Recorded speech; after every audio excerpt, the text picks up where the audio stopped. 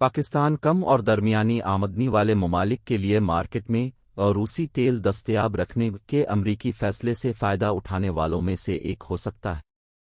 امریکی محکمہ خارجہ کے ترجمان نے سے بات کرتے ہوئے کہا کہ اس نرمی کو ان پابندیوں میں نرمی کی جانب اقدام کے طور پر نہیں دیکھا جانا چاہیے جو امریکہ نے رواں برس فروری میں یوکرین پر حملہ کرنے کی وجہ سے روس پر عائد کی تھی۔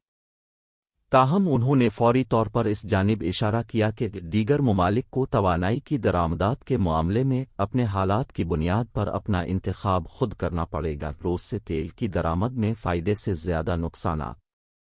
اس سے قبل یہ رپورٹس سامنے آئی تھیں کہ امریکہ نے پاکستان کو روسی خام تیل کے لیے قلیل مدتی کے ٹریڈ ڈیل حاصل کرنے کی اجازت دی تھی، لیکن اس طریقہ کار کے بارے میں کوئی وضاحت نہیں کی گئی تھی جس کے تحت یہ حاصل کیا جا سکتا ہے، اور نہ ہی اس سلسلے میں امریکی حکومت کی جانب سے کوئی تصدیق کی گئی تھی۔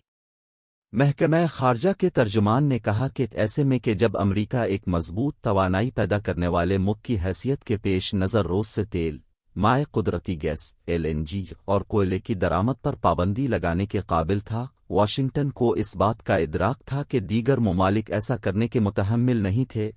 ترجمان نے نشاندہی کی کہ جبکہ امریکہ نے روس سے توانائی کی درآمدات پر پابندی عائد کر رکھی ہے، امریکی وزارت خزانہ نے عام لائسنس جاری کیے ہیں جو کہ منظور شدہ اداروں کے ساتھ توانائی کے لین دین کو جاری رکھنے کی اجازت دیتے ہیں۔ امریکہ کا روسی تیل کی قیمتوں کے حوالے سے بھارت سے تعمیری مذاکرات کا دعویٰ۔ ان کا کہنا تھا کہ اتحادیوں اور شراکت داروں کے ساتھ ہماری بات چیت کا مقصد روس کو فروخت سے حاصل ہونے والی آمدن کو محدود رکھنے پر کام کرتے ہوئے روسی تیل کو عالمی منڈیوں میں کم اور درمیانی آمدنی والے ممالک کے خریداروں کے لیے دستیاب رکھنا ہے تاکہ قیمتوں کو مستحکم کرنے میں مدد ملے جو وبا سے پہلے کی سطح کے مقابلے میں تقریباً دگنی ہے۔ ترجمان نے روسی تیل کی قیمت کی حد کے بارے میں G7 ممالک کے 2 ستمبر کے اعلان کا بھی حوالہ دیا جو ان کا کہنا تھا کہ ان دونوں اہداف کو آگے بڑھانے میں ایک بڑا قدم ہے۔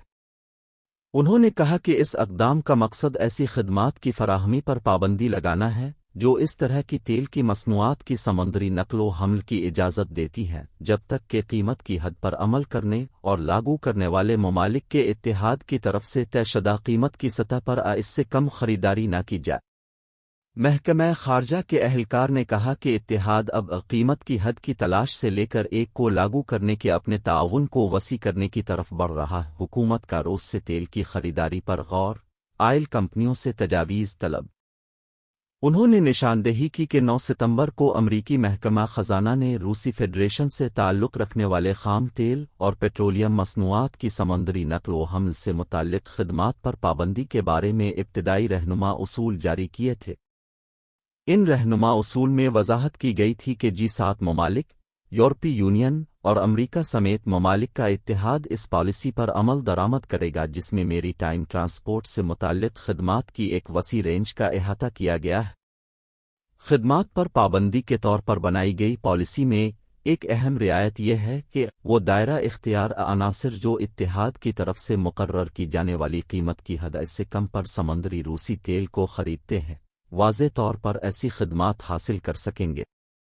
پاکستان دنیا میں خام پیٹرولیم کا 35واں سب سے بڑا درآمد کنندہ ہے اور سال 2021-20 میں اس نے $1.92 کروڑ مالیت کا خام تیل درآمد کیا تھا۔ روس سے سستا تیل خریدنے سے یقینی طور پر مشکلات کا شکار پاکستانی معیشت پر دباؤ کم ہوگا۔